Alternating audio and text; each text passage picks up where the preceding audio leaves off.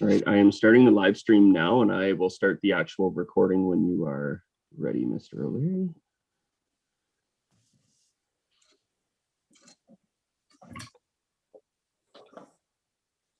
Morning, Randy. Good morning.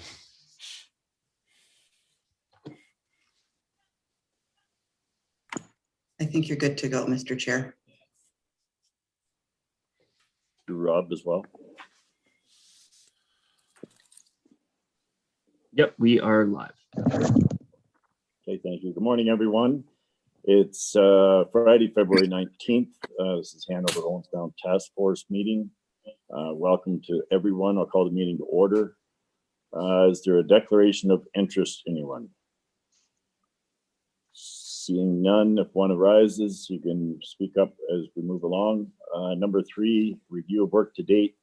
Randy, you have the floor. Great. Thank you, Chair O'Leary, and good morning, everyone. So there were 2 meetings in January. The first meeting was on January 11th. That focused on policing perspectives.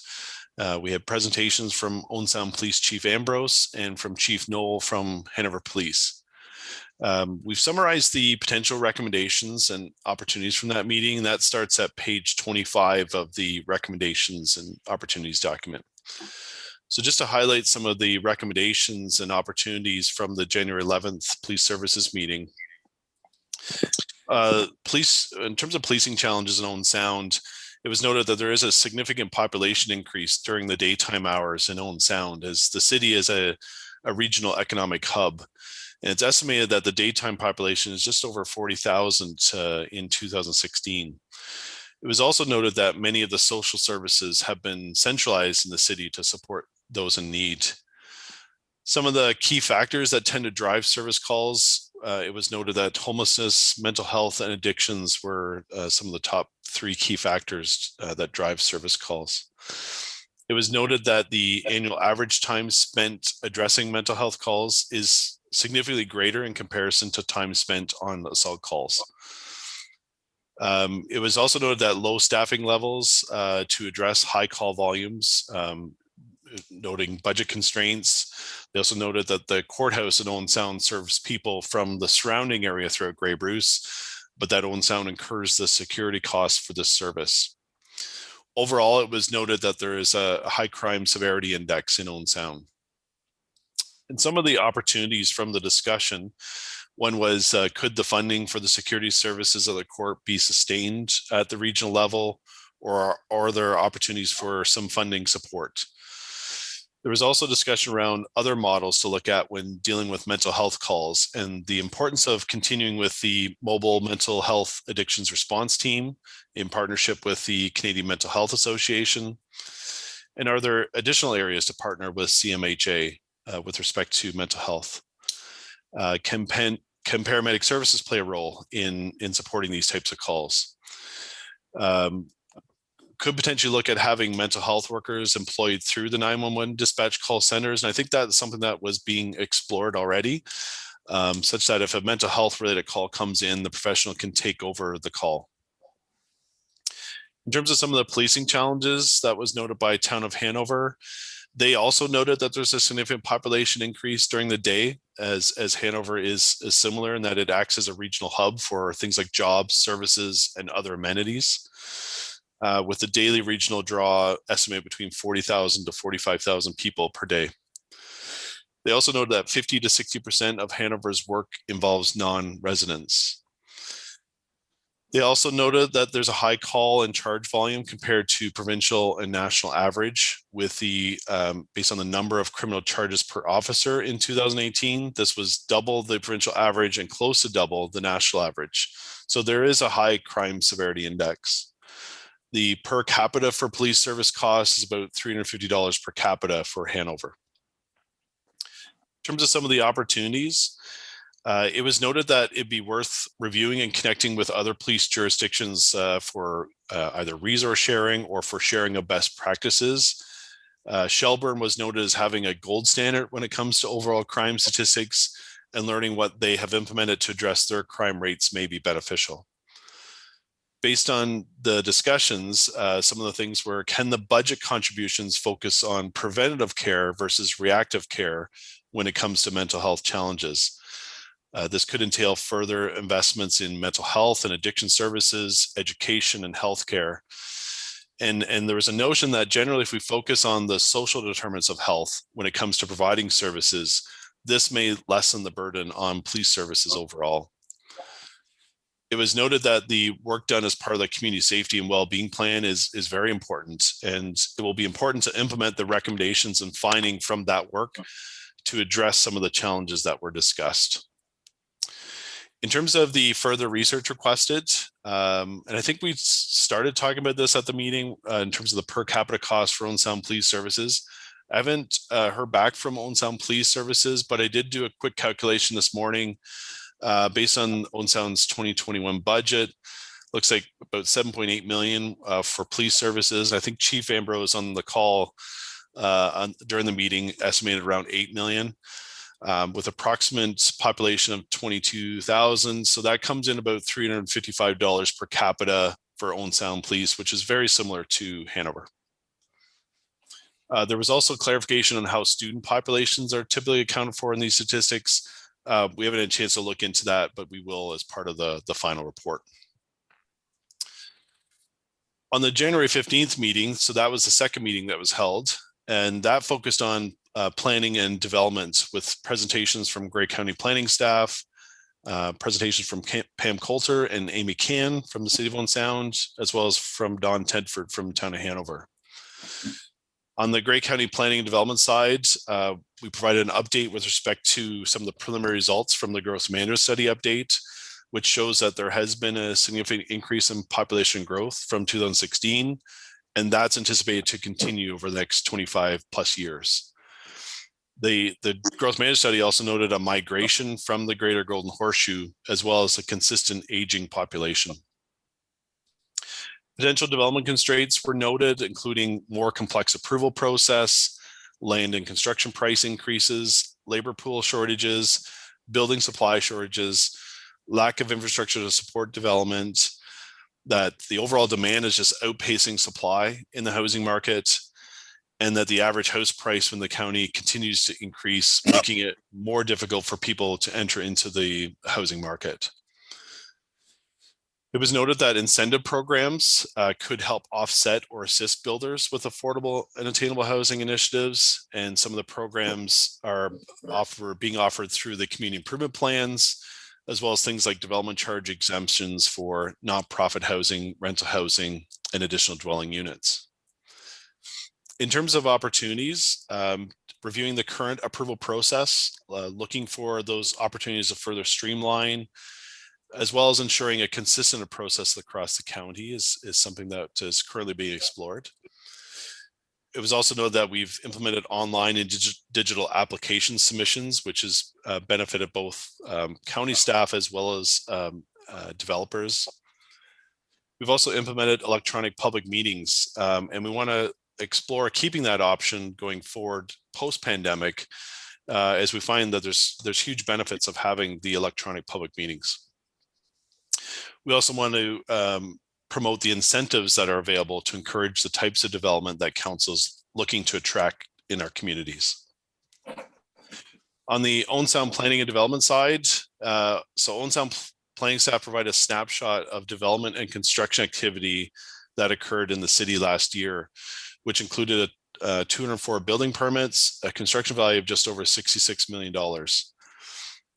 They noted they saw close to 23,000 visitors to their recreational areas, 33 new business licenses issued, and 13 changes of ownership or location for existing businesses.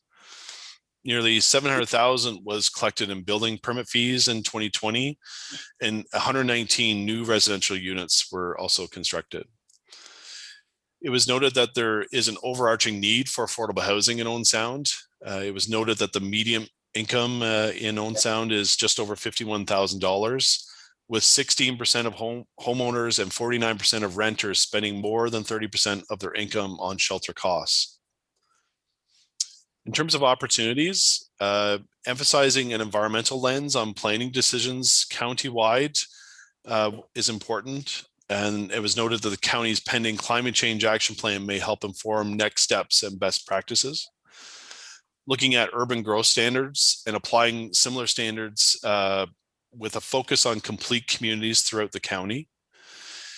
And then they also noted a major road greening initiative being planned along 3rd Avenue East, and that's a county road within the city of Owen Sound.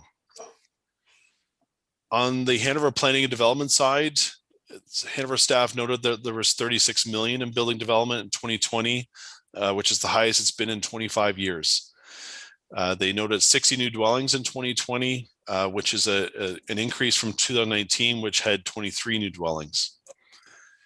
They also noted that they have started a growth study, which will support a future official plan amendment for their special policy areas. And they noted that a good portion of their special policy areas are currently undevelopable. And therefore, it was noted that landmass constraints represents the biggest hurdle for Hanover, in that Hanover lacks large developable commercial lands. Hanover staff also expressed that the minimum development density in the county official plan for primary settlement areas is challenging to uphold for each individual development. And they recommend that the standard should be viewed as an average requirement for all subdivision development in the town. In terms of opportunities, completing the growth study and identifying lands that may be suitable for development is key. And Hanover staff noted that this could entail land annexation. And then reviewing the density policies as part of a future county housekeeping amendment that we're planning in 2021. In terms of further research requested, it was noted that there's a high proportion of residents in Owen Sound renting in comparison to other areas throughout the county. And whether or not that's posing a problem, what are the impacts on a city with a high rental population, possibility to look at percent of renters across the settlement areas in the county, and that it may also be worthwhile looking at other communities, both big and small, outside of Grey County in comparison. We haven't had a chance to explore this further, but this is something we can investigate as part of the final report. And that's an overview of those 2 meetings in January. Great, thanks, Randy. Any questions from committee members? Go ahead, Paul. Thank you, Mr. Chair. Thanks for that report summary, Randy. And I just wondered, I know that annexation is quite a sensitive word. I wonder if in your report changed to boundary adjustments. I just wondered if that's a softer word. I know it's very sensitive. And I only feel that is just a suggestion, that's all. Sure. Yeah. We're happy to make that adjustment. Ultimately, there's a multitude of options in terms of trying to address and how we manage our growth for our settlement areas and our communities. So yeah, we're happy to add in that additional wording for sure. Yeah, just to soften it up a little bit. Thank you. Any other comments or questions? Go ahead, Buck. So putting on my Hanover hat for a second, I would probably say that the word annexation is probably necessary. Putting on the county hat, softening the language as it pertains to possibilities for cooperation, sure. So I would say put both. I think that's a good point. I don't think you never go wrong just calling a spade a spade. Any other comments, questions? Go ahead, Brian. I was just thinking, I guess you could say annexation if necessary, but not necessarily annexation, to sort of semi-quote another famous person. Okay, thank you for that. Paul? And that's part of, I think Brian hit the nail on the head. Annexation is sort of your last I guess last card on your deck sort of thing. It's always nice if you can work forward and work on that boundary adjustment. And I know it's I think throughout the county there's other areas. I think Randy, you speak to it about boundary adjustments. I think you got a report coming back as well separately and stuff like that. And yeah, I don't disagree with the comments. It's just if you can negotiate something first versus annexation, then annexation is your final approach. So yeah. Yeah. Sorry. Go ahead, Randy. Further to that, so we are planning to bring that report back based on some of the research that we've looked at in terms of other areas, in terms of developing and what they've looked at of we're calling those win-win situations in terms of looking for how to be able to deal with these situations and matters. So yeah, we're hoping it'll probably be the second meeting in March, committee of the whole meeting, but we are working towards bringing that forward to council. If I may, Mr. Chair. Sure, go ahead, Kim.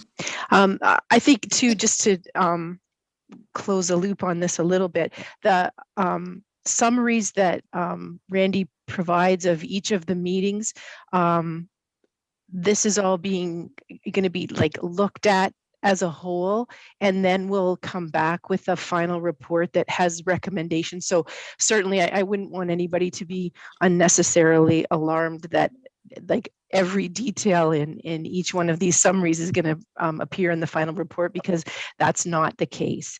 And certainly this committee will have an opportunity to look at those summary recommendations before they go any further. Okay, thanks, Kim, and thanks, Randy, for that wrap up. Let's move on to item number 4. I'm happy to introduce Director of Public Works and Engineering, City of Owen Sound, Dennis Kafalis, and he has a presentation on opportunities and challenges within the city transit. Good morning, Dennis, you have the floor. Thank you, Mr. Chair, and thank you everybody for having me, and good morning to everybody. I guess I will see if this will actually work.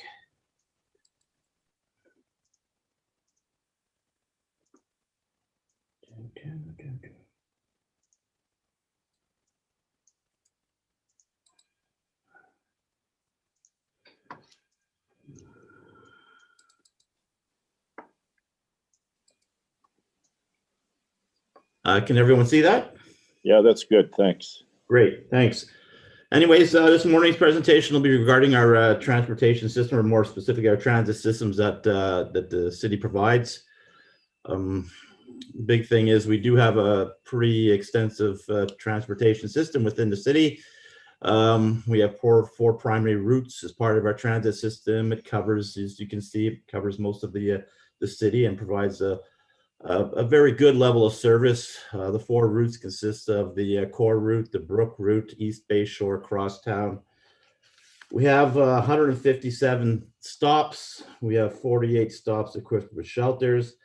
Our fares range from monthly passes from $35 a month to $70 a month, and a $55 a month pass for seniors.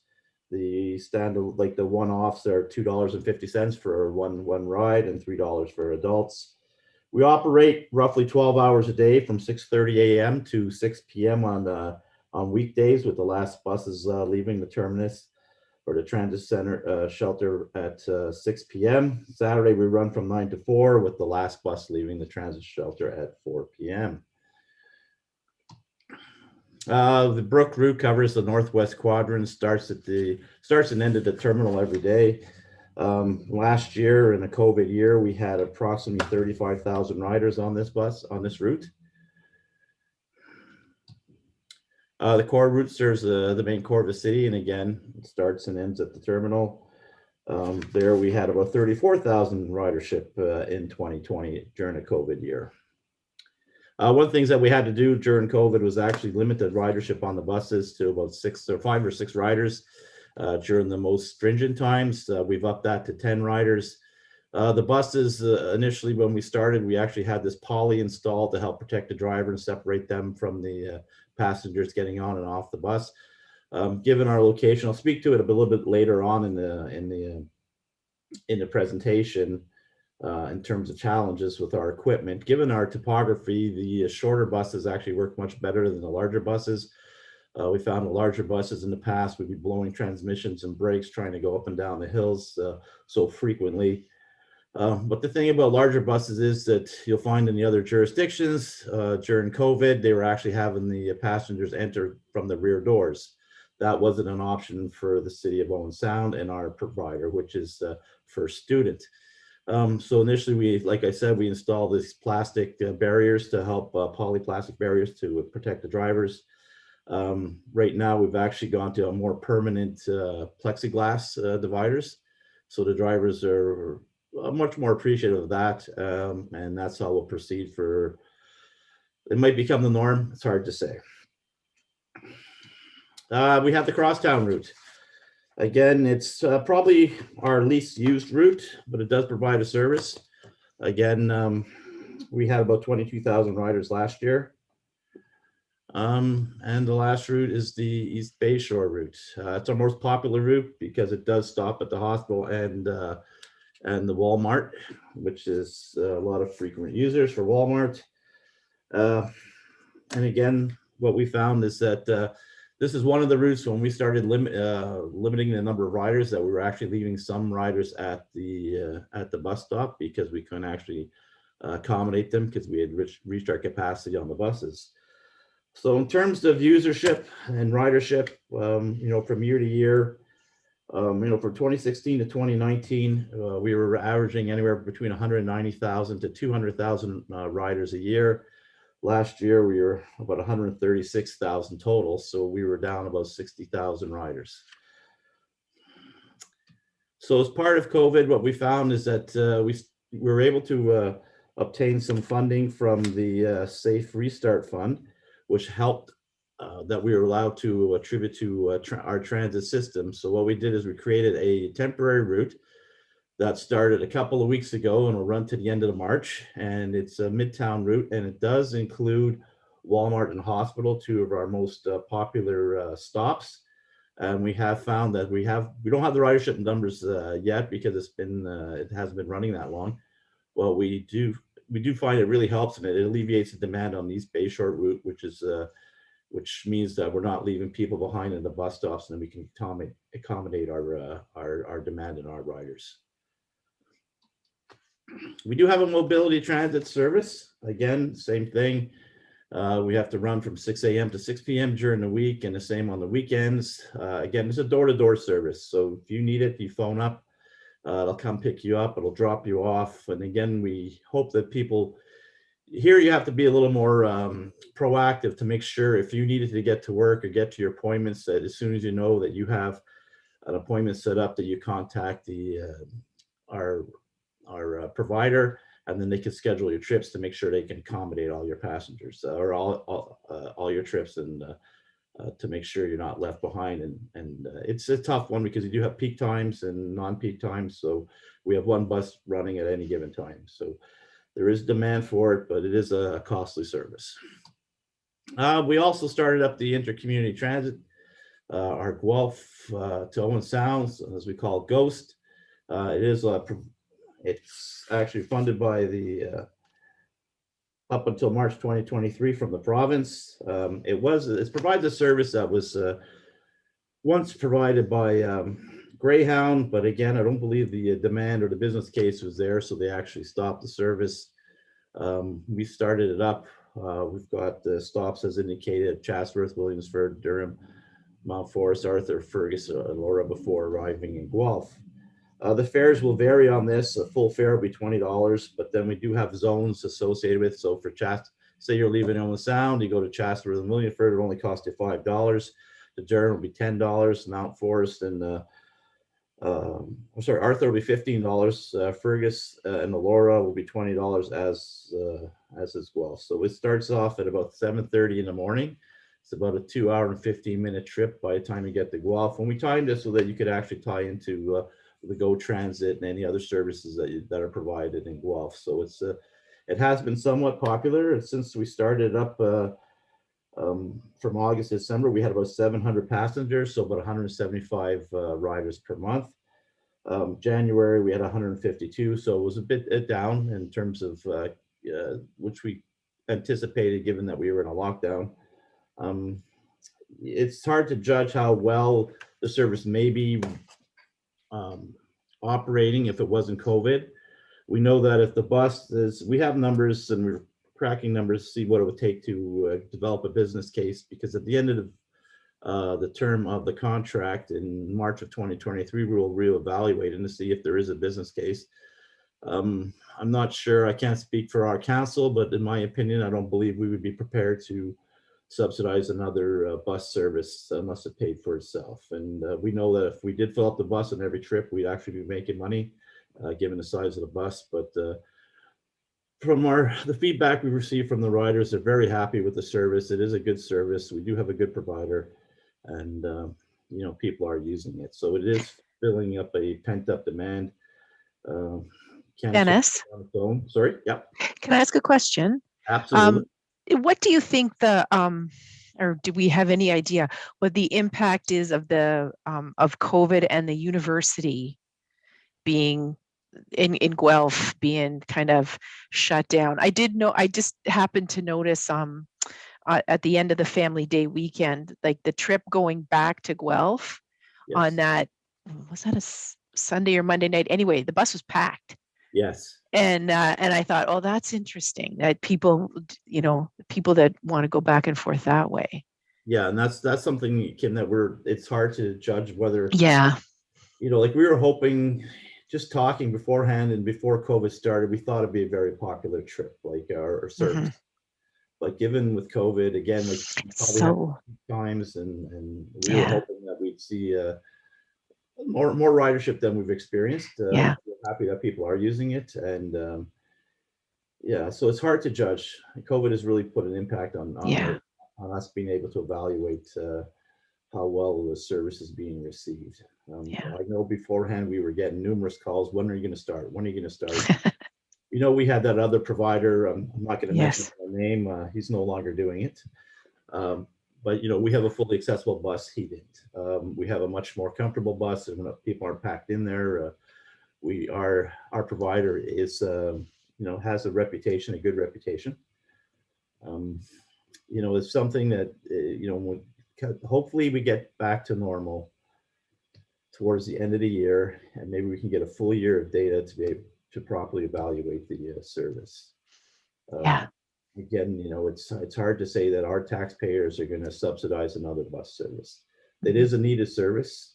I mean, if the province is willing to help out, it would be great to continue going. Yeah. So, and again, we want more and more people, especially when we talk about dealing with climate change. Yeah. More and more people using a service as opposed to having cars on the road. It really helps. And you'll find, like even, I always said this, I mean, I'm not going to pick on planners, Randy, but is there a well-planned city in Canada? And you're probably going to say no. But if you talked about 1920s and you talk about Toronto was a well-planned city, and they were building it so you had hubs, and you had these hubs tied by transit services so that you could go to leave where you're living and make it to downtown Toronto. Was all developed as hubs. And you can see it was a well-planned city, and it was just urban sprawl. Just how do you deal with that? But transit systems help alleviate that sprawl. They help alleviate traffic on the roads. It's just getting people, to change their habits to use these systems. So this would be an ideal system that would leave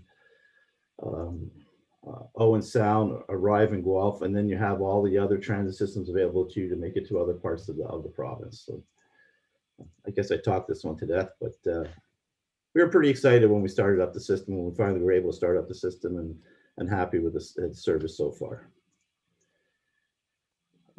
So our challenges. The biggest challenge is the cost to provide this service. The net cost to the city of Owen Sound is probably, and our taxpayers, is probably $1 million. That's just for the conventional system. All systems altogether. So that's what our taxpayers have to cover. When we talk about the overall cost, we're looking at about $1.3 million. In terms of fares, we gather, or we collect about $320,000, which makes up about 25% of our overall cost.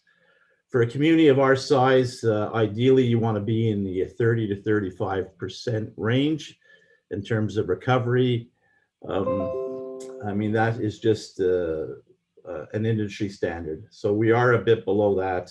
In order for us to achieve that, we would have to probably have about 220,000 riders on an annual basis, which means increasing it, on average, if we won't take out COVID, about 21,500 riders on an annual basis.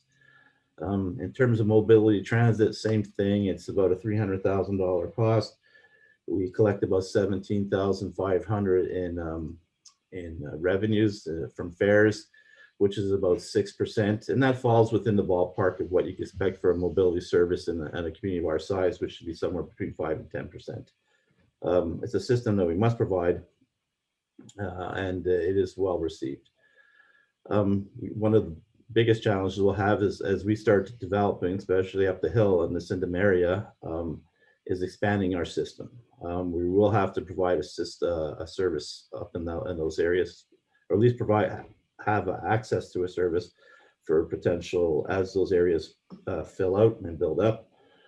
And another major challenge is we have no major concentrated business area. You'll find in a lot of communities that say that they have, I'm not saying more office building type of infrastructure. So you have these different cores where you would actually have more people commuting on the bus and more people using the bus. And we really don't have that in Owen Sound. And hopefully we can, as we develop the industrial area, maybe we'll have more businesses where we'll have a lot of high employers, and hopefully we can increase our ridership that way. Constraints, it's really a service delivery model. Current hours of operation do not meet all of our demands of our users. For instance, up on 16th Street, we have a lot of the fast food restaurants. We have a lot of stores that are open late, but we don't have our transit services actually stops. You know, the last run leaves the terminal 6 p.m. So when those people finish work, they have no means of getting home other than taking a taxi or having their own car. And again, we're not talking about the highest paying jobs in Owen Sound. So if we had a transit service that could actually have the last run, say at 9:30, it would help those people who are leaving work. Our equipment, you know, given our topography, we find these shorter buses work extremely well. The bigger buses, we could provide more seating capacity on larger buses, but then they'll break down more often and be off the road. So that means you need more backup buses. You need to make sure you have mechanics available to fix them. And again, the topography leads to the equipment we've chosen. So it's really, you know, it's hard to get the perfect model given the constraints we had. If we ever lived in an area that was completely flat, you could put the buses, you know, larger buses on the routes when you needed to, and it would be a lot easier to provide those services. So these are the challenges that we have when we talk about delivering a transit system to Owen Sound. We know we need to. We have a lot of people in our community that need our transit system, and it does help them. I mean, it's, you know, one of our biggest employers is a hospital. The thing is, though, a lot of, you know, given our areas and given what's available to people in terms of where they want to live, you'll find a lot of people will commute and use their vehicles, and that makes sense because when you've got doctors and nurses, and I mean, you want to live what I say out in the country. You want a larger spread in terms of where you're living, because you'll probably tend to have more toys, so you tend to pick where you want to live. So you'll find that it'll be hard to have the hospital being a big generate a lot of ridership on the buses, as opposed to having areas where you have a lot of you know, factories, or not factories, but, you know, manufacturing, that sort of thing. High businesses that employ a lot of employees, so that they would be more of a commuting type of scenario. You know, in terms of opportunity. Sorry. Yep. I do see Councillor Millen has his hand up. Okay, sorry. Well, that's okay. Thank you. And my question related to a couple slides ago regarding your challenges, and one of them was the cost, of course. And I'm wondering, you know, you say there the conventional fares recover 25% of the overall costs. If you were to charge true cost recovery for the transit system, how would that compare to personal transportation, i.e. a car, pickup, whatever? You know, we have a number of strategies to try to direct people and get them to use transit. But at the end of the day, it's going to be convenience and cost. And if we can't meet either one of those, I just don't see how it's going to work without taxpayer money. So I just wondered if you could maybe comment on that, those thoughts.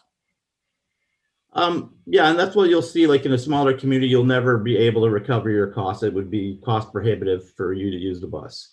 When we talk about a large, say Toronto, Montreal, Vancouver, the ridership is so high that you're able to cover your costs through providing a rate that is affordable. We would be talking about, I can crunch the numbers and say it's 200,000 divided by 1.2 million. I think it works out to be, I don't know, I can do the calculations. But I mean, in the past, when we used to do this, we used to say to ride, your fares in a smaller community of our size would be somewhere in the $20 to $25 per ride. And it's really, in our community, it's for people who probably can't afford a vehicle. So it's hard to make that relationship saying, okay, well, I'm not going to use my vehicle. I'm going to ride the bus. And what would that cost me if I took into account that I am saying my monthly payment on my truck would be, say, $1,000. My insurance would be, let's say, God, what would that be? Probably another $300 type of thing. Yeah, what would it be worth for me to take the bus to and from work every day and not have a vehicle? Yeah, we can make that case, but you'll never find in a community of our size that we'll ever be able to fully recover our fares. They're So always Dennis, just to Brian's point, I think that goes back to, the amount of money that people are making in the city of Owen Sound is it's just so much lower, and I think that all ties into it. Like there's like the people that are using our transit system, they just if you ever start talking about raising the fares, they just don't have the money. So I don't think that it is doable, but that's just my opinion. No, yeah, sorry, go ahead. I guess if I could, I mean, I'm not suggesting that we should do that, but I'm just wondering, to give everybody a clear line of sight as to the challenges that are here, and to be fair to the taxpayer as a whole, what the cost is. And certainly there are benefits to the community, to allowing people to get to employment or whatever if they can't afford a car. There's a value to that. I don't know how you put the value on that, but there is a value. And so I guess what always intrigues me is we say, well, it's going to cost the taxpayers money. Well, that's fine, but what is the true cost to the community? And nobody ever really wants to talk about that. And anyway, it is what it is. And I don't disagree with you, Dennis. In a small community like Owen Sound or indeed anywhere in Grey Bruce, we're never going to get true cost recovery because it would be cost prohibitive for sure. But I think it is a good exercise to see what is the true cost of this thing overall. But anyway, thank you. Yeah, that's something we can look at, saying what the value is and saying, because there is a value to the service, especially for those who don't have the means to purchase a vehicle. Absolutely. And I think what we can do is, depending how this year goes, who knows, we can try and look at something like that and say, here, put a value to it. It's a very tough of all the, when we talk about user pay systems, it's so much easier to do with facilities for solid waste, water, sewer. It's easier to come up with a user pay system just because the volumes are there, and it's not cost prohibitive when you do it. So transit is always it's a very hard service to provide in a smaller community. Okay, thank you. Dennis, this conversation has prompted a few more questions. So Okay. I have Councillor McQueen, Warden Hicks, and CAO Wingrove. Right on. It's hard for me to see any hands rising up here. I can only see so many people on my side here. Thank you, Madam Clerk. And just to follow up more on Dennis, or maybe somebody else on this meeting could answer this. But with regards to Stats Canada, and I know we can only go back to 16, and I know they're going to do a census this coming year. But do you have numbers that state countywide versus Owen Sound, or even in Hanover, of households with vehicles?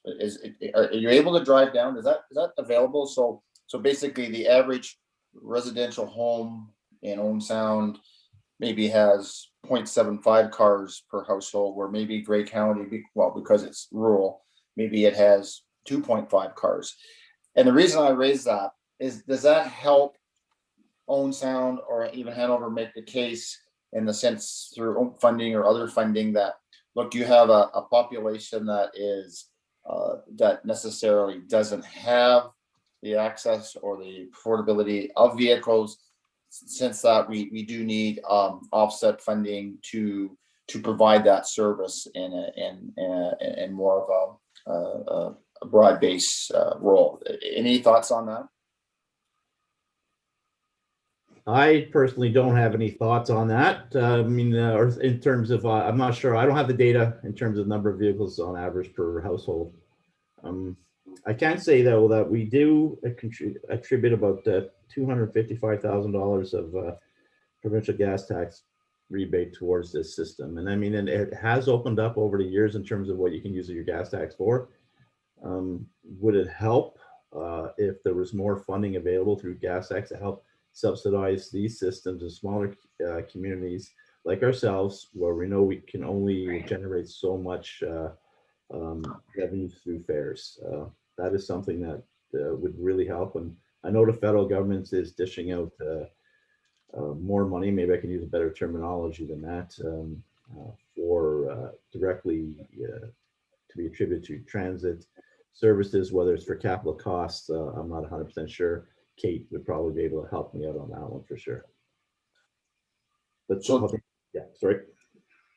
So maybe to take that one more step, as we move forward with climate change and green initiatives and that, would it be fair to say that, with the, movement to other sources of travel and stuff like that, that also could be an opportunity to seek, if there are opportunities for green funding, that certainly having a transit system in place provides a service, but that doesn't necessarily mean that people have to go out and buy a gas vehicle where they, can use the transit. I'm just trying to look at opportunities or ways of maybe sourcing out other revenue, in the sense that, where the future will be, and in the sense of transit. And I know they, in the urban setting of the Greater Toronto area, they talk about transit being very important and that sort of thing. So, I'm just trying to sort of have that conversation around opportunities that, that maybe that could provide maybe more funding in the future, on the sense of all those points.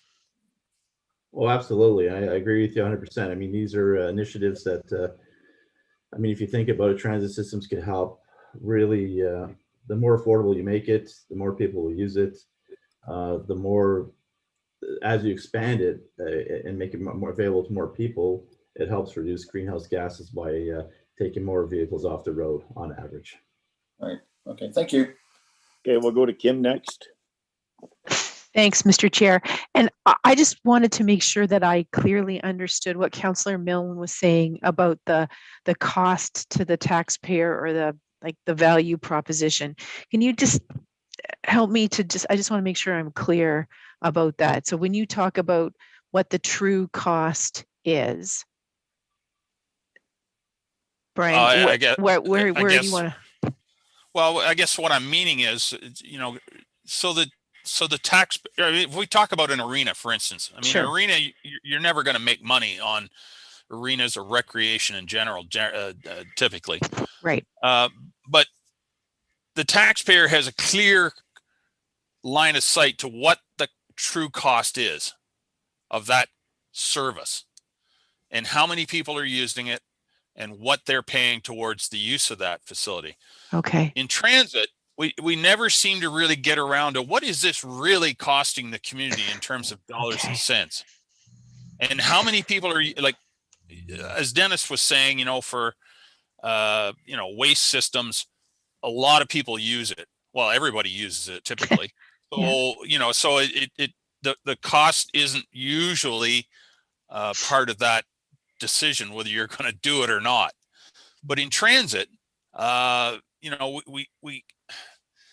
we say that this is a necessary service, but is it really? And what's the cost of it? And I think maybe the other way to look at it is what's the value of it? And some of the research Absolutely. that's been done, like I know there was some fairly extensive research it's US based, but you know, when they look at it that way, they looked at it more about the trips that weren't taken. What's the impact on people and society and community if people Right. can't get from A to B? They don't have Exactly. those jobs, they don't have those social connections, they, you know, whatever else. And then there's a cost associated with those things. But Right. now you're casting a pretty wide net, and it's more qualitative than quantitative. So Yes, it's exactly. hard to put a number beside those things, but It it's is. worth a conversation, I think. Okay, I just wanted to be clear what you were saying, so that helps me. Thank you. Well, and I guess just to touch a little bit Yeah. further is, then the taxpayer, you know, it's easy to put dollars and cents on it, but what's, as you say, the real value to the community? And I don't know how you value that, but you know, there are some conversations starting to take place of what the real value is. Yeah, and you know, some of this maybe is just about raising awareness and education, and that if we don't ever talk about the stories, the personals, like community paramedicine, you know, when you talk to the people who use the service and the difference that it makes in their life. So like other people who have never had to have that experience. Oh, okay, I gotcha. So, okay, thank you for that. Thank you. Okay, and Buck, you had a question or a comment? Yes, thank you, Mr. Chairman. I guess my question is there any jurisdiction that anyone is aware of where public transportation is actually a moneymaker? Oh, I would say when you look at the larger ones, Toronto, Montreal, Vancouver, if we say here in Canada, I would say they are making money. And yet we hear, if you take Toronto as an example, we hear talks all the time. Am I hearing it incorrectly? That there is indeed a cost to the taxpayer for operation of, say, the TTC. You know, like it depends on the system. I think what they're looking at is when you pay for the system, you're paying for the system. If you're looking to expand the system, will it cover the additional capital costs? Then that's when that's where their challenges are. I know several years ago, as part of this a task force from MCM, where they gathered all the transit providers from across Canada, and I mean, it didn't help that I was on the red eye before I got there, because the feds were saying, you know, looking at Toronto and Montreal and saying, how can we help you? And those guys wouldn't answer the question, because they said, we just need more money, because they needed to expand their systems. And I think what they're running into is the capital cost associated with expanding those systems, because the demand is so high. And to start thinking just your fares are going to help recover some of those capital costs, it's probably not a business case that can be made. It's very tough. And I know that's part of this new transit funding that's coming out will help cover some of these expansion costs and capital costs. And I mean, right. I guess, I'm sorry. That's it. I could go on for hours, but. The Dutch National Railway Yes, makes my a profit. internet, I don't know that it's the greatest where I'm at, so I hope everyone can hear me. I guess you're making the point. Yeah, and I think the big thing is capital, the cost to expand, and sometimes to, you know, like a lot of them are going to light rail systems too, as a method to get people to and from the center of the business area, say to downtown, like Ottawa looked at that, the rapid rail system. Did it work there? I'm not really sure it did.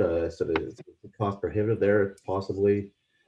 But I know Toronto and Montreal, places like that, we're making money based on their systems because of the number of the users. And if you go there, you can see how packed the subways are and And the buses are in the morning and the evening rush hours.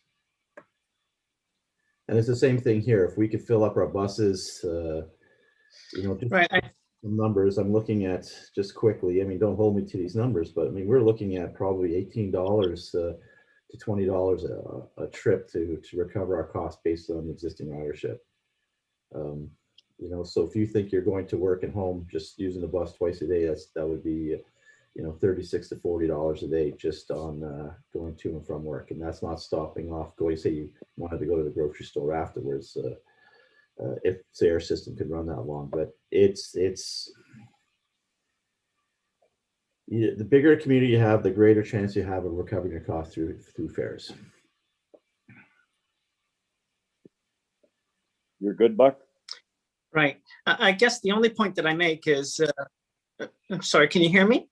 Yep. Can you folks hear me? Okay. Yes. The point that I guess I'm trying to make is that capital costs are costs. And when you look at overall, I would dare say there's probably not a public transportation system out there that doesn't cost the public something. I don't think that anyone enters into public transportation saying, I think this is going to be a moneymaker for the community, but rather it's going to be a benefit in other ways. And that's where I think that word value that I heard come up really needs to be taken into account. Well, in many cases, you'll find, say if we use Toronto, much easier to jump on GO Transit than it is to drive downtown. Your quality of life, the time you spend in sitting in traffic versus you can actually you're moving on transit. You're actually moving. And in some cases, in those areas, when you're spending an hour and a half going to and from work every day, it's not time well spent. I don't think we can all agree on that. And it's the reason why we're living here in Owen Sound, because my commute is when I'm driving is, and since I control the stoplights, like a minute and a half to and from work. So it's a good quality of life. And I think that's what public transit will do in many other larger communities. It provides you with a better quality of life because you're not stuck in traffic. And it's hard to put a value to that. You get to look at your phone. And not get charged. Yeah. Is there any more questions? I don't see any more hands, Dennis. So when we talk about opportunities, I think we're at the point where we're starting to have a great demand in our industrial zone, and I think as we see more employers or more companies being established that have a larger number of employees and they are living in Owen Sound, I think that's an opportunity for us to increase our ridership. When we talk about the next generation, again, we're trying to change the habits of people.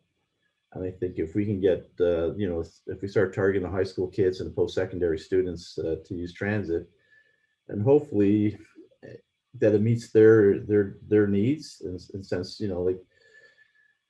jumping on a school bus gets you to school. If you jump on a transit system, how quickly can you get to your school? Is it easier to walk? Those are things that we have to look at. So we are conducting a transit study this year to look at different models of delivering the service, to help hopefully come up with some models that will help those individuals, like I mentioned earlier, say up on 16th Street, when there's a lot of employers up there and they are finishing work and there's no transit system available to them. And some areas you're looking at dial-a-bus, where you would actually have an area, say the industrial zone, so you're not creating a specific route, but you would have the bus go there, have one or two stops, and then it would bring them to the existing transit routes, and then they could actually transfer to another bus. So we're going to look at these models, and we have half-hour service right now. Is that too much? How many stops do we have? We have a lot of stops. I drive the streets and think, how many people are using some of these stops? So and it goes hand in hand to help reduce costs, because we have to do snow removal on those stops as well, and it's costing us anywhere between $80,000 and $90,000 a year just to do the snow removal on those stops. We contract it out. So if we reduced our stops by 15 or 10% because they're not being used, it does translate into costs. So it's people think maybe it's not a lot, like if it's $8,000 or $10,000, but you know, it all starts adding up when if you can start seeing these little savings, they will add up and help reduce the overall cost. So there are good people out there in terms of the transit gurus, and I think we have to line one up to help us out, to help at least develop some models that we can approach council with and say, here it is, and have that good discussion with council to say, this will provide a better level of service, hopefully for the same amount of money or less, or something to that effect, and then move forward with our next contract in our transit system. So it's challenges, but there is opportunities, and as we're moving forward with climate change, I think it's something that we can take advantage of. And that's all I have for today. Okay, thanks, Dennis. You could stop sharing your screen there so I could get back to our people. There we go. Any other questions or comments for Dennis before we move on? Seeing none. Okay, we'll move on to item number 5, transportation in the County of Grey, challenges and opportunities. And that's our community transportation manager, Stephanie Mr. Stewart. Chair, I see Buck has his hand up there. Oh, sorry, go ahead, Buck. No problem. Thank you, Mr. Chair. Perhaps before we get to Stephanie, I can make just a couple of comments about Hanover with respect to transportation, if you would allow. Sure, go ahead.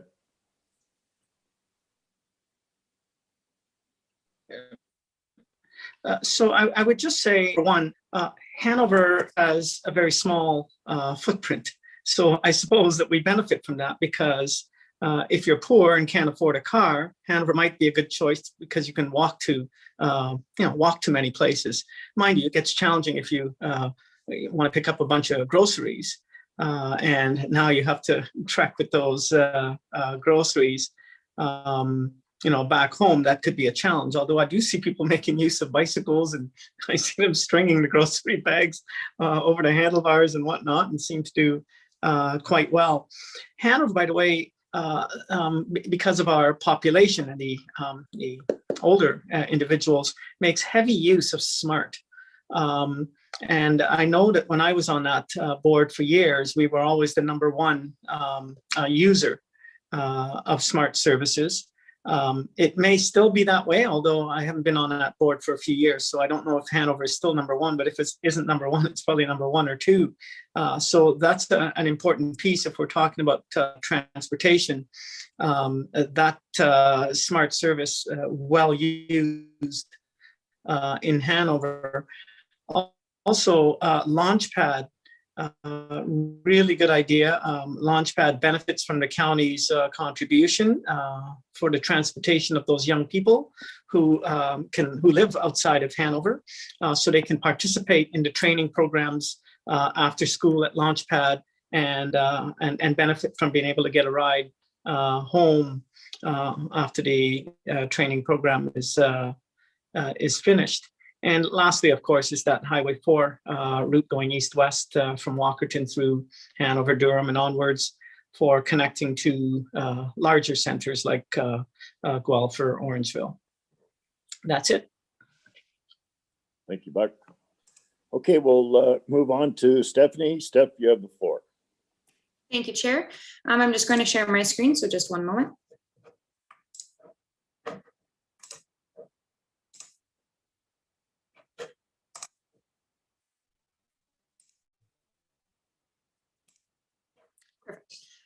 So many of you have heard from me before or seen my presentation or our buses, but just in case you haven't, so we are called the GTR, which is known as the Grey Transit Route.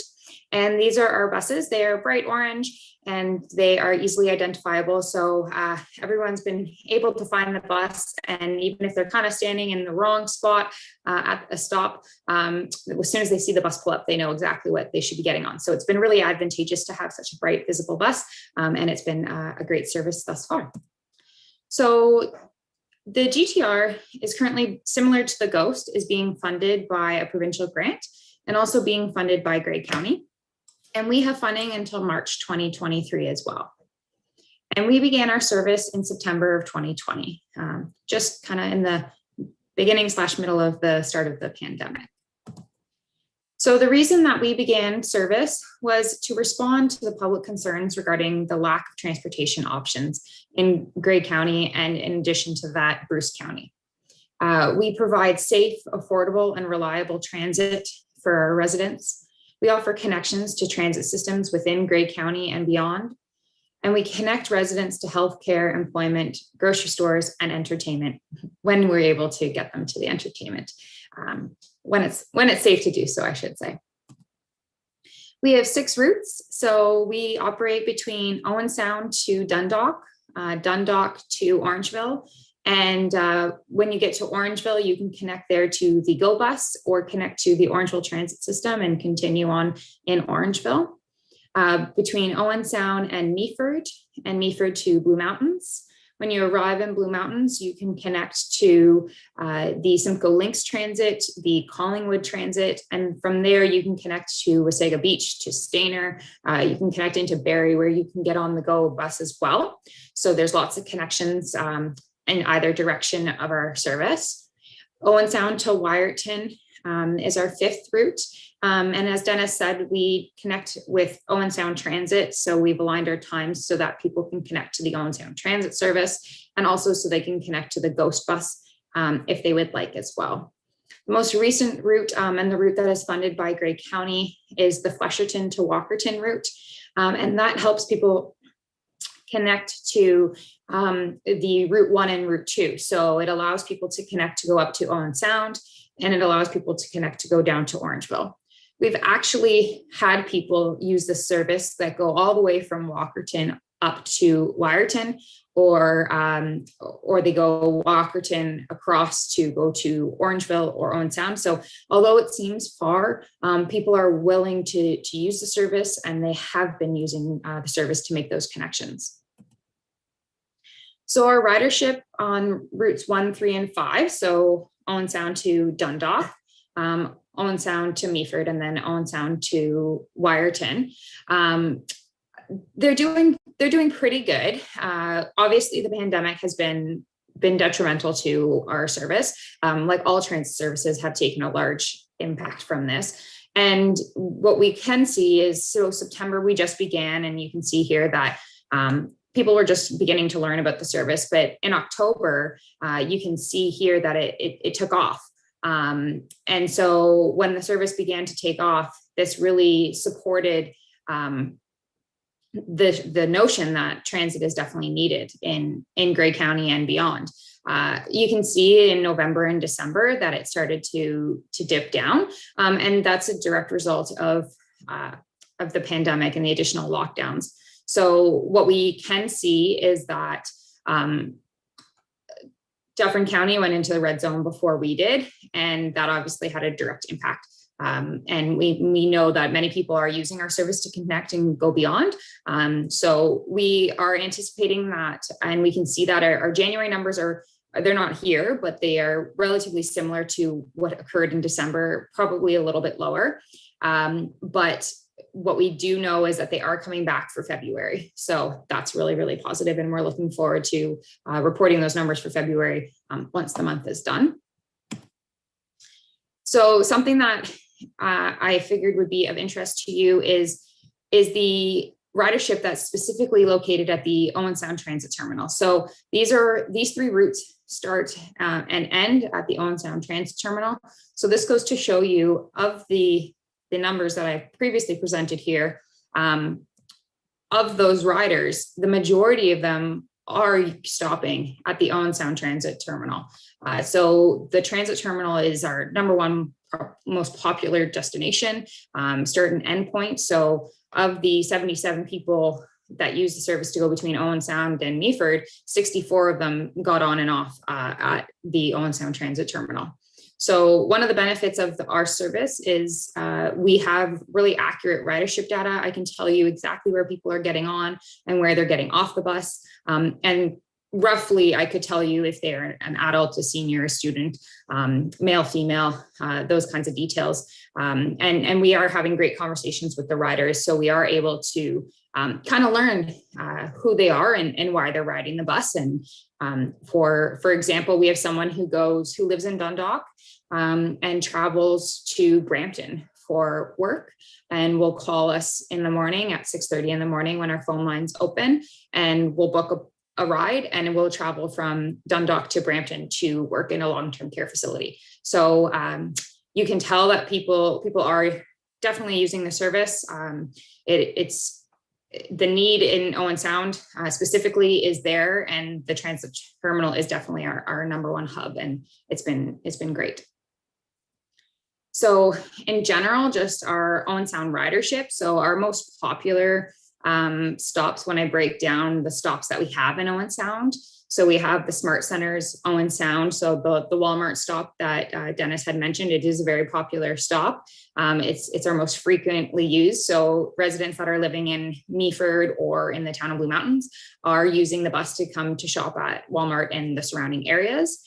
The Owen Sound Hospital isn't really being used, but that's not overly surprising because of the pandemic, and just really you're only supposed to be going to the hospital for essential services.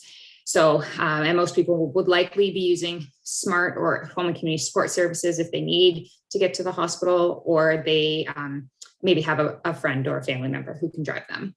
Georgian College, we saw a few people use the bus in October, but really it's not being used. And that is, in my opinion, a direct result of COVID. We anticipated a number of people using our bus to get between Owen Sound and Meaford in the town of Blue Mountains, because that's what Georgian College told us, that they had students that lived in those areas, especially international students who wanted access to a bus. But because school has been mainly virtual for this year, the need is just not simply there. And in speaking to staff at Georgian College, they're actually encouraging students not to loiter on school property and hang out. And they just don't have those fun activities that encourage people to stay on school property longer than needed. So COVID has definitely changed our world. So to talk specifically about our Flesherton to Walkerton route, so this route goes between, starts at the Flesherton Arena, it goes to the Durham Credit Union in West Grey, it goes to the Hanover Library or the municipal office, and it goes to Walkerton on Scott Street there. So in October, we didn't start the service till October, so that's why there is no September data. In October, you can see that we had a few people use it. Again, November was our big spike, and people were really starting to use the service. And then in December, it started to kind of peter off. And January, I believe, if I remember my stats correctly, I think we only had one person use the bus. But in February, we've had people use it almost every week now. So it's interesting to see. I think people just, they made it through the stay-at-home order, and now they're ready to get out and travel again. So we're starting to see those numbers pick up. Something to note specifically about Flesherton to Walkerton is we've made some really great partnerships with the YMCA and Launchpad, to what Selwyn had said. And those partnerships are invaluable. And right now, the YMCA is not offering those programs, and Launchpad has probably just been not doing the same things, again because of COVID.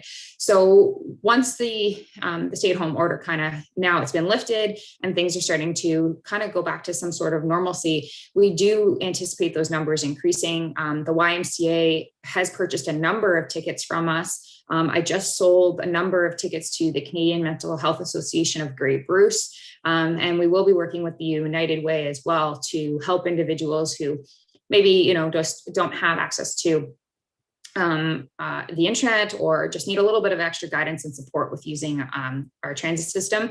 And we are going to work with OW and social services in Grey County. So as much as these numbers aren't overly great, I do see that it will turn around, and that the summer months and the spring, we will see this pick up, and opportunities for employment are going to be a number one opportunity for people to use the bus as well.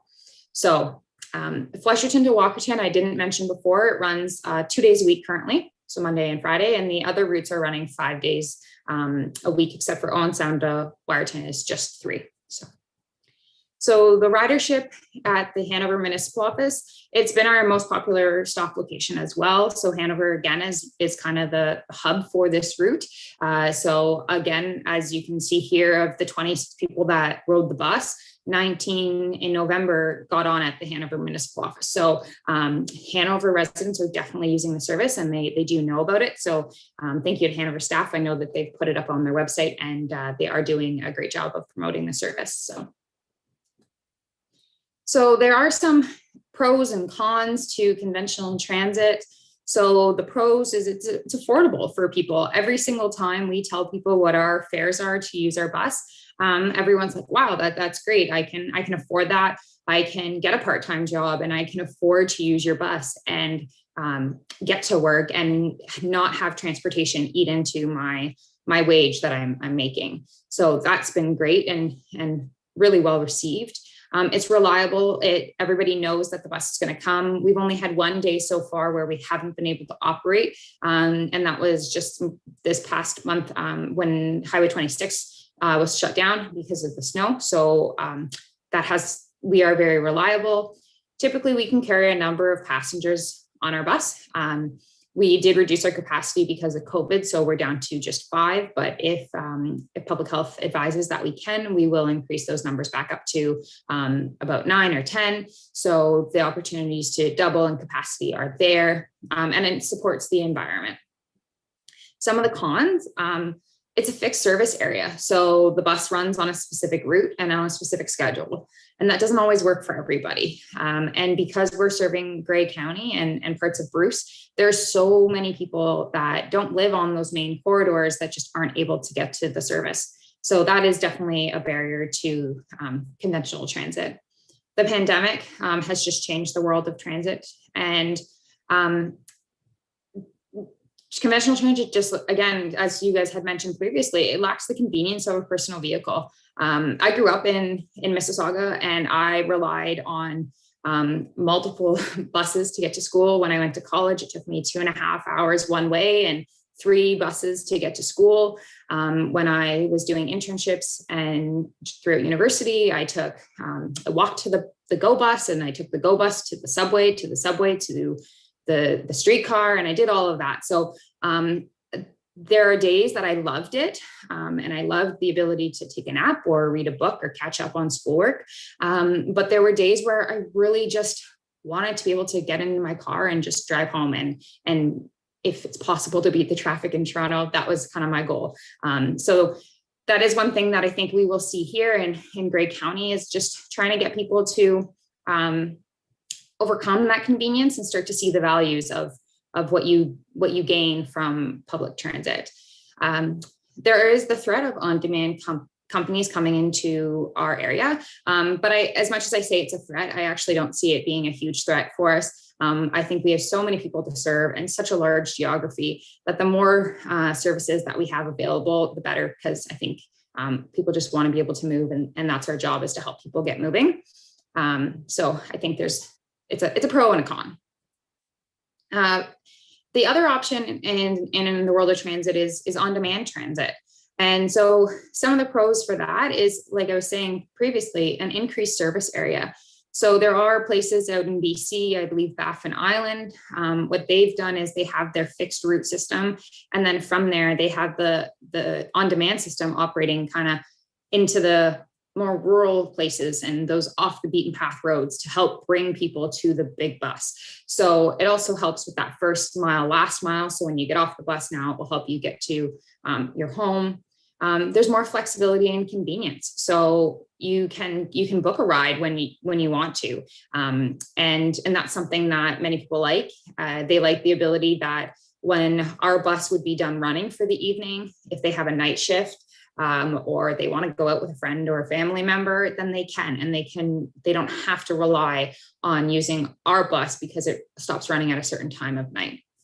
Provincial legislation is changing to enable this, so that's definitely a pro. And we know that more and more residents that are going to begin to move to Grey County are going to be in favor of this type of platform and technology because they are aware of it. and they are currently using it. And we know in the town of Blue Mountains, they do have Uber/Lyft now because Collingwood has it. So it's coming, and I think that's great.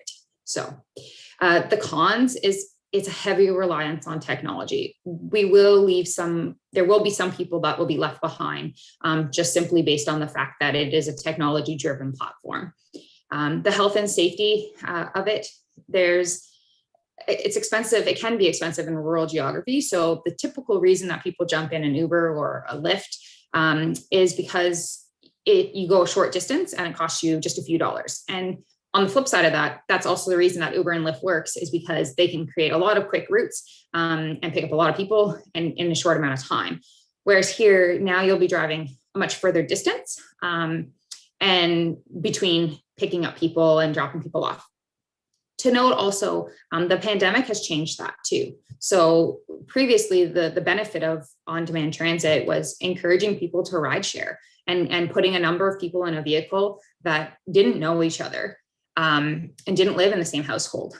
But now that's kind of not possible the same way, and it's just not safe to do that. So that is a barrier currently, but I do believe that will be alleviated in the future. I was doing some research on Uber to see what's happened to them during this pandemic, and they've seen a huge decrease. It's starting to come back, but actually they've noticed that Uber Eats is doing a lot better because a lot of people are ordering food in. So they've found another niche to tap into. So another con would be it's a new type of transit. There's still lots of research to be conducted.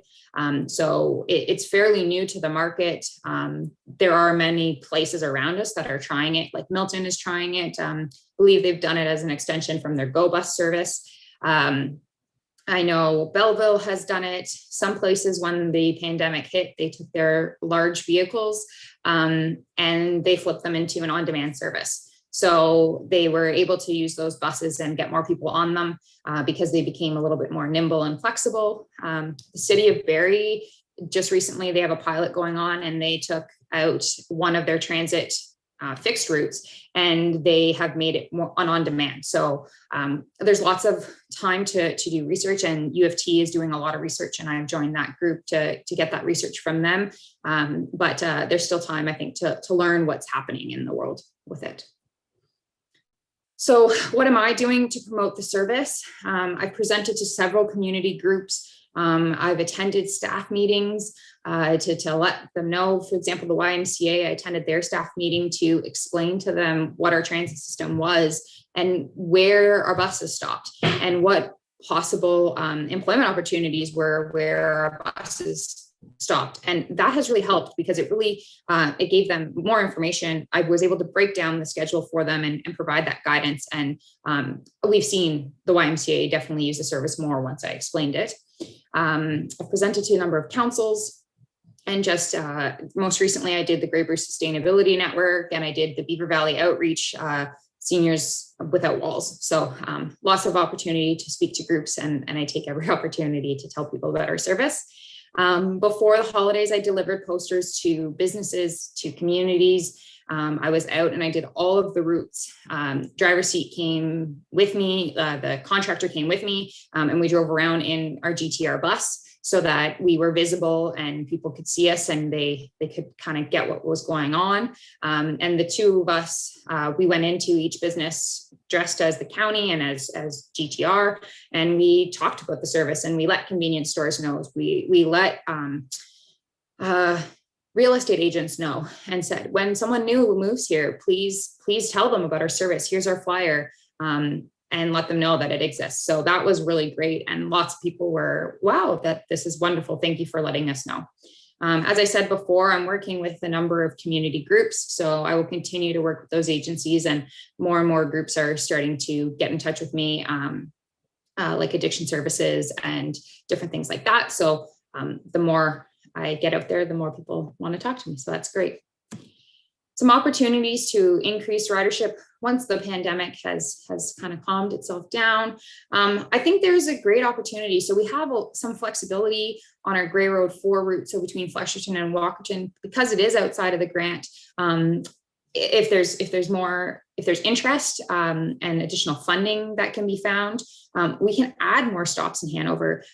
We are considering adding a stop at the Walmart in Hanover, the P&H Center in Hanover. So, and just different stops in the surrounding area. So making it more, taking our buses and getting more bang for our buck while we're out there. So I think those conversations are going to continue to happen, and I intend on putting a survey out in the near future on our website to allow residents to drop a pin on a map and tell us where they want to see stops. And then I will take that information and I will poll it and put it into a survey and allow people to kind of vote. So they are really going to be driving where the system goes in the future. And then for September 2021 will be our goal to roll out some new stops and kind of revamp it so that people can continue to use it. So one of the challenges of being under a grant is we don't have a lot of time. We don't have a lot of time to sit back and just kind of watch what's going on. So we have to be acting kind of proactive and thinking about the future, because we want to make sure that we take every opportunity to learn what our residents need, so that way this can be a mainstay in our community and give people a fair chance to use the service. I believe another thing to help, especially at Grey Road 4, would be increase the days of service. So currently we're operating 2 days a week. So I think if we were to operate 5 or maybe 3, that would help, or even offer a weekend. That creates just some more consistency and more reliability. For many people to leave their vehicle at home and rely solely on a transit system, they need it to be 5 days a week, because that would be how they would say, okay, now I can get to work every day using the bus. I can trust to leave my car at home. But until you get to that kind of level of comfort and confidence, it's kind of hard to convince people to leave their vehicles at home.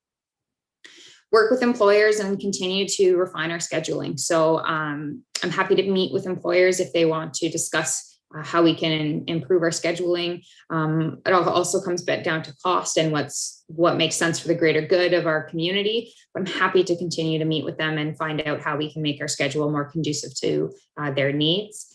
We're beginning to start the conversations about selling physical tickets throughout Grey and Bruce. So for example, in Owen Sound, I've met with Owen Sound staff. So we've discussed about selling tickets at the transit terminal, at the library, and at the city hall. And I've met with the Owen Sound, Georgian Bluff staff, and we're discussing about selling tickets at the Shallow Lake convenience store. So finding places where we know that transit riders are, and making it easy for them to buy a ticket and be able to get on the bus. I think another opportunity is to conduct some more youth outreach and meet with more youth service providers. So getting youth on the bus and getting youth to be able to say, oh, now I can get a job, or hey, I can go visit a friend after school. And having that autonomy, I think, is priceless. Again, like I said, I used the bus as a young person. It was great. I was able to go to the mall with my friends, go to see a movie with my friends, and not need my parents to help me get there and back. And it was great. It was something that I definitely loved, having that freedom. And I think that our youth will definitely be a huge win for us. As we know, youth and children are pretty flexible, and they're willing to try new things. So in discussions with the town of Blue Mountains and the Blue Mountains Village, they said, like, how do we get more youth on these buses to come skiing? So that will be something we'll definitely work to promote once the pandemic is over. And that is all I have. Is there any questions?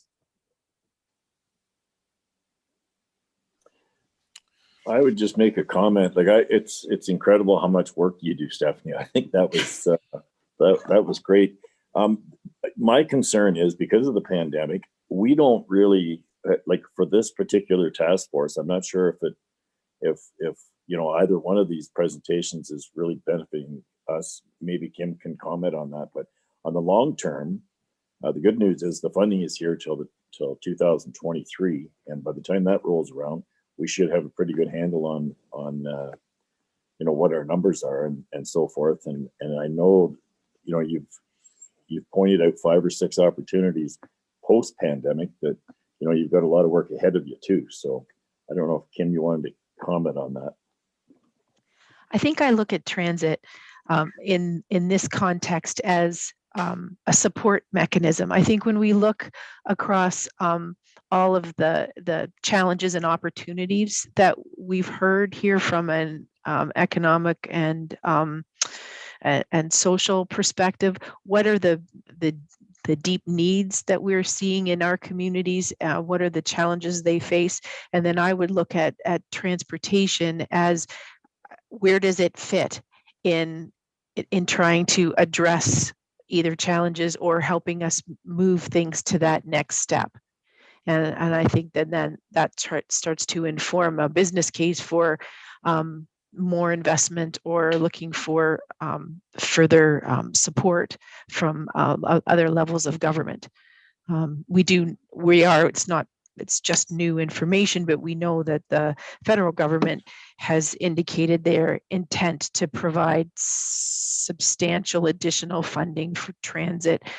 It doesn't kick in until 2025, and we don't know exactly what it looks like, but I mean, there are things coming forward in the future that can help us see a little bit of the way forward. But I think it's putting it all in context, if that makes sense. Yeah. Thanks for that. Stephanie, go ahead. Yeah, just something to add to that too. Kim and we were recently on a call with MTO, and they had said, I believe there is opportunities for the CT grant funding, which is what we received, to continue in the future. So we're hopeful that we can apply for more funding in 2023. They see, similar to the federal government, that there is a significant need to continue to support us. And in addition to that, we are also part of the Southwest Community Transit Group.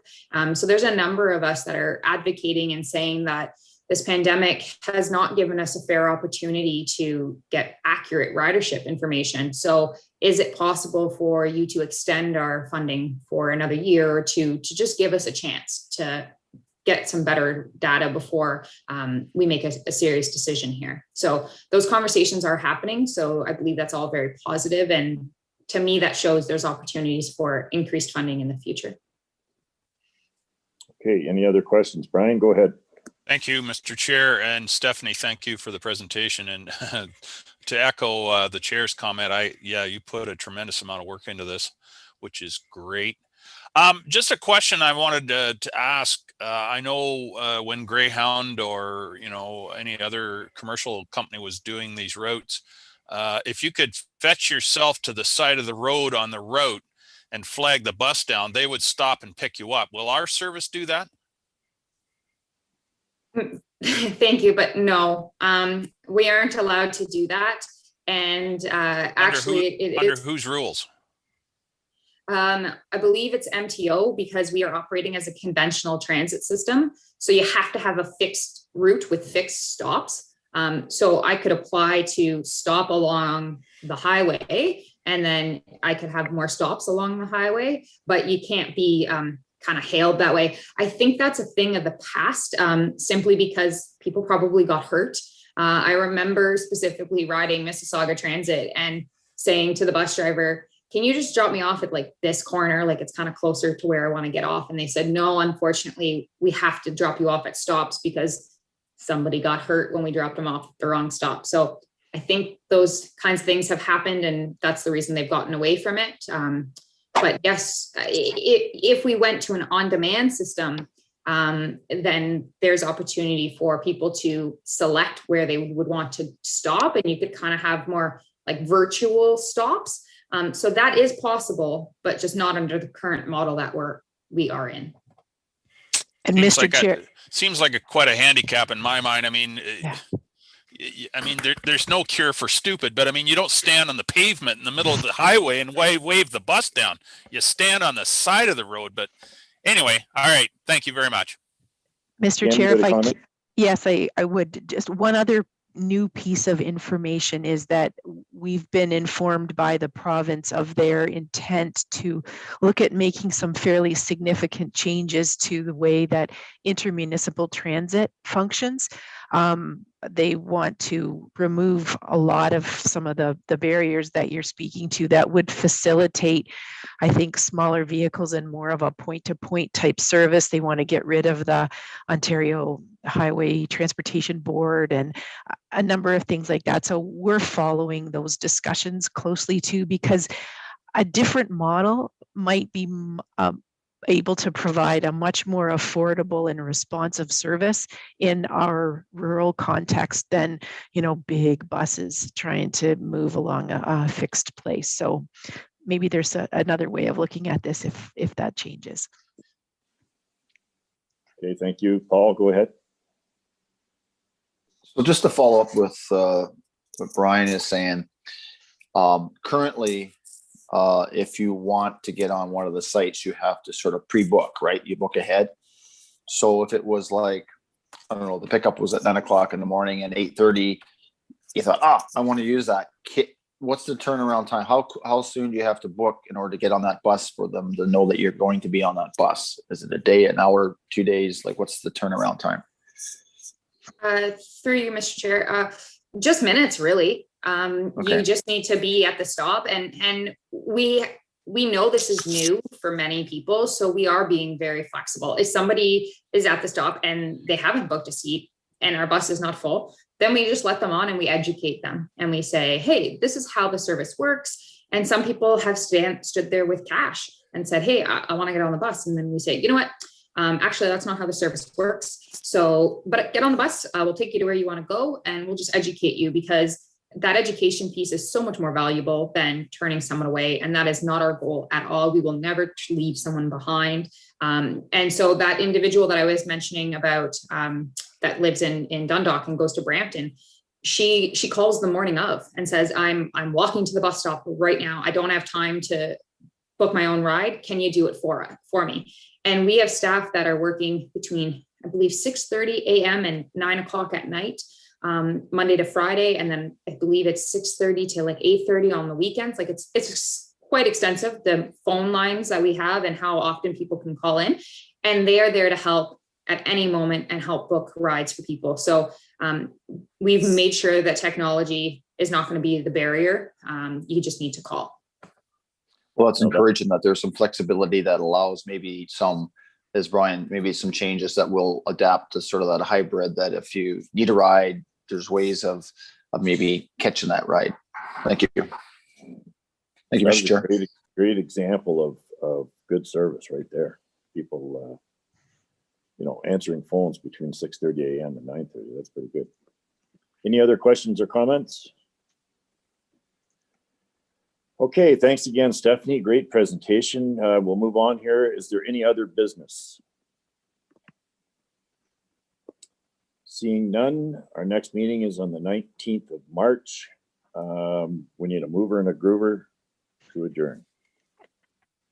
Brian is moving and Buck will second that, and we'll call the question. Are there anyone opposed? Go Leafs, go. Great. Okay, meeting adjourned. Have a good day, everyone, and have a great weekend. Take care. Bye-bye. Hey, Matthew. Thank you.